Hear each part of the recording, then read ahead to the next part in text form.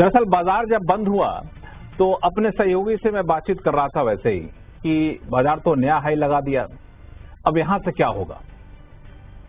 तो चर्चा ये निकली कि अब बाजार को एक नया ट्रिगर चाहिए, अब यहां से एक नया जोश भरना है। तो अब नया ट्रिगर क्या होगा, अब अगले हफ्ते देखा जाएगा क्या नया ट्रिगर आता है। अब ये चर्चा खत्म हो कि हम लोग दूसरे काम में लगे ही थे कि जीडीपी के आंकड़े आ गए। अब बता दूं कि जीडीपी के आंकड़े ये बताता है कि अर्थव्यवस्था की रफ्तार कैसी है, अर्थव्यवस्था कितनी तेजी से आगे बढ़ रही है, कितनी सुस्त है। हालांकि आंकड़े तो आज आने ही थे, सबने अपने अपने अनुमान दिए थे, लेकिन ये जो आंकड़े आए ना वो सबको चौंका दिया। तो अब सवाल उठता है कि ये जो चौंका दिया, सारे अनुमान से बेहतर जीडीपी के आंकड़े आए, ये क्या संकेत देता है। अब देखिए दूसरी छमाही के जो जीडीपी के आंकड़े आए वो 7.8% से बढ़कर 8.2% में पहुंच गया। जितनी भी अनुमान थे सबको पीछे छोड़ दिया। मैन्युफैक्चरिंग ग्रोथ जो सबसे क्रिटिकल माना जाता है 2.2% से बढ़कर 9.1% में पहुंच गया। तो अब सबसे बड़ा सवाल ये उठता है कि आर्थिक विकास की रफ्तार में जो जोश जीडीपी के आंकड़ों से दिख रहा है, क्या वो बाजार में एक नया जोश भरेगा क्या, जिसकी चर्चा हम लोग कर रहे थे। लेकिन जब हम ये सोच रहे थे तो मेरे दिमाग में एक और सवाल उठा कि जब अर्थव्यवस्था की रफ्तार इतनी तेज चल रही हो, मैन्युफैक्चरिंग इतना बेहतर कर रहा हो, तो आरबीआई जो अगले हफ्ते अपना एमपीसी करने जा रहा है, रेट कट की घोषणा करेगा क्या या फिर अच्छी अच्छी बातें करके छोड़ देगा। हालांकि अगले हफ्ते एक और चीज होनी है, यूएस फेड के फैसलों पर भी नजर रहनी है।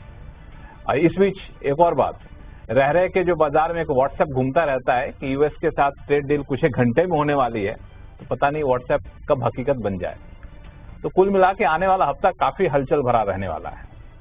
तो ऐसे बाजार में आपको क्या करना चाहिए। इस तेजी को देख के कहीं आपको ऐसा तो नहीं लग रहा कि हम तेजी को नहीं पकड़ पाए, छूट गए जी, अब छूट गए तो क्या करें, कहीं कुछ गुंजाइश है क्या, या फिर गिरावट से सहमे हुए थे, तेजी में हड़बड़ा कुछ बेचने का मन कर रहा है क्या।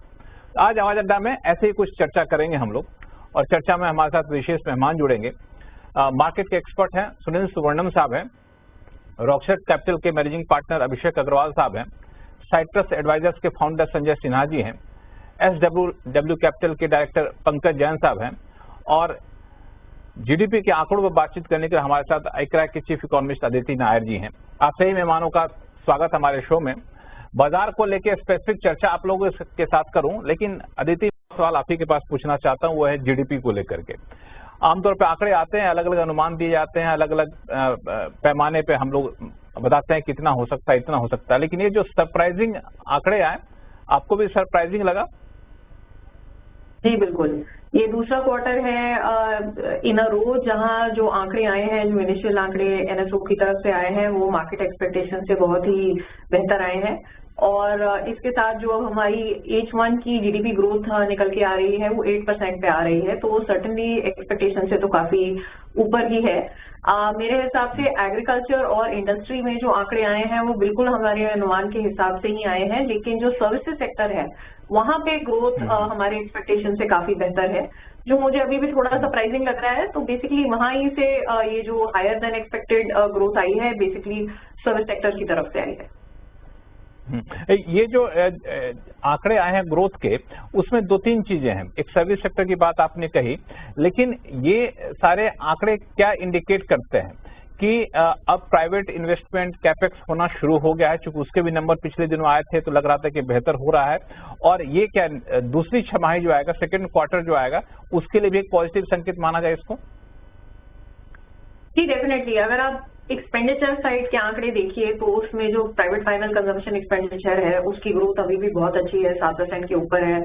और जीएसटी रैशनलाइजेशन के बाद तो एक्सपेक्टेड ही था कि इस क्वार्टर में एक शुरुआत दिखेगी बेहतर कंजम्पशन ग्रोथ की।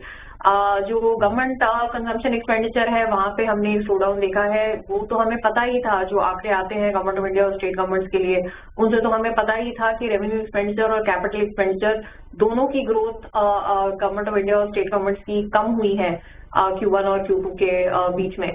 और जो ग्रॉस फिक्स्ड कैपिटल फॉर्मेशन है वहाँ ग्रोथ मेरे ख्याल से थोड़ी सी हल्की हुई है। ओवरऑल अगर आप देखें कि क्या कैपेक्स पे सिचुएशन चल रही है, एक बहुत ही छोटे बेस पे Q1 में बहुत हाई ग्रोथ थी गवर्नमेंट कैपिटल एक्सपेंडिचर की, ये थोड़ी नॉर्मलाइज हुई थी Q2 में। और स्पेशली गवर्नमेंट ऑफ इंडिया के लिए अपने बजट एस्टिमेट्स के मुताबिक जितना हेडरूम बचा है स्पेंड करने का, आखिरी 2 क्वार्टर्स में वो पिछले साल से 15% कम है। तो एक तो कुछ एलोकेशन या reallocation I should say expenditure की कैपिटल की तरफ होनी पड़ेगी H2 के लिए। दूसरी बात, जो गवर्नमेंट जो रेवेन्यू एक्सपेंडिचर चल रहा है वो भी अभी काफी धीमा चल रहा है, तो मुझे लगता है वहां सेविंग्स के लिए स्पेस होगी। टिपिकली हर साल हमें दिखता है कि बजट एस्टिमेट्स के कंपैरिजन में कुछ savings over the course of the year government of India की निकल आती हैं। इस साल अभी तक कोई सप्लीमेंट्री नहीं हुआ। एक तो फर्टिलाइजर सब्सिडी के लिए थोड़ा सा एक्स्ट्रा एलोकेशन चाहिए होगा, और एक जो एक्सपोर्टर्स की स्कीम आई थी उसके लिए थोड़ा सा चाहिए होगा। तो बहुत ज्यादा फ्रेश एक्सपेंडिचर साइड प्रेशर नहीं दिख रहे। तो आई एम होपफुल की रीएलोकेशन हो पाएगी और कैपिटल एक्सपेंडिचर के लिए जो आउटले है H2 के लिए वो थोड़ा बढ़ाया जा सकेगा।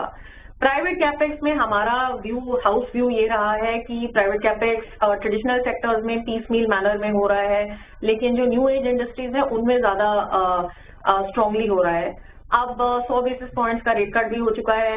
अब अगले हफ्ते की बात आती है तो मुझे लगता है 8% ग्रोथ के साथ even with a series low CPI inflation एक और रेट कट मुश्किल ही लग रहा है। अब बिल्कुल यही सवाल मैं पूछना आपसे चाह रहा था कि ऐसे माहौल में रेट कट की उम्मीद करनी चाहिए कि नहीं करनी चाहिए। आप कह रहे हैं कि मुश्किल लग रहा है, लेकिन दूसरी तरफ एक और फैक्टर है कि रुपया जिस तरीके से कमजोर हो रहा है वो भी एक इन्फ्लेशनरी कंसर्न कई बार देता है, हालांकि इन्फ्लेशन अभी काबू में है।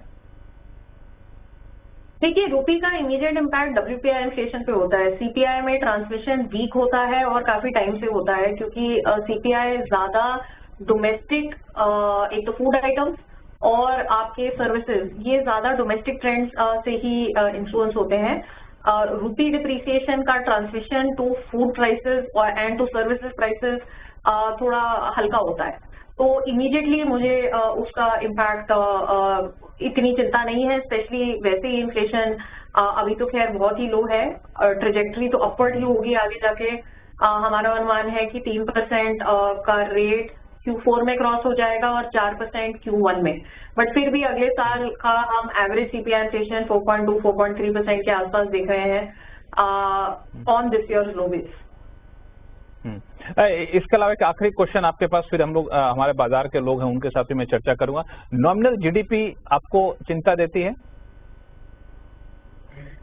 देखिए, एज एन इकोनॉमिस्ट मेरे हिसाब से real GDP is very strong, inflation is very low, तो नॉमिनल GDP तो जहां है वहीं होगी ना, और कहाँ जाएगी। अब ऑब्वियसली कुछ काफी मैट्रिक्स ऐसे हैं जहां पे डिनोमिनेटर नॉमिनल GDP ही होता है, या जहां आपका कोरिलेशन नॉमिनल GDP से होता है।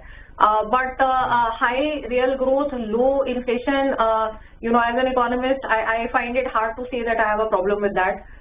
जब तक है इन्फ्लेशन लो तब तक नॉमिनल GDP ग्रोथ थोड़ा लो रहेगा। अगले साल अगर ग्रोथ हेल्दी रहती है और अगर CPI इन्फ्लेशन कम से कम नॉर्मलाइज हो जाती है तो ऑटोमेटिकली नॉमिनल GDP ग्रोथ हमें बेहतर दिखेगी इस साल से।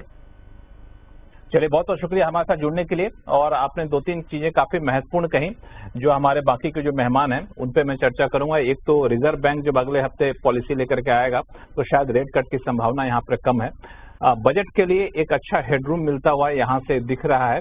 तो ये कुछ बातें हैं। सुनील सुब्रमण्यम साहब, कैसे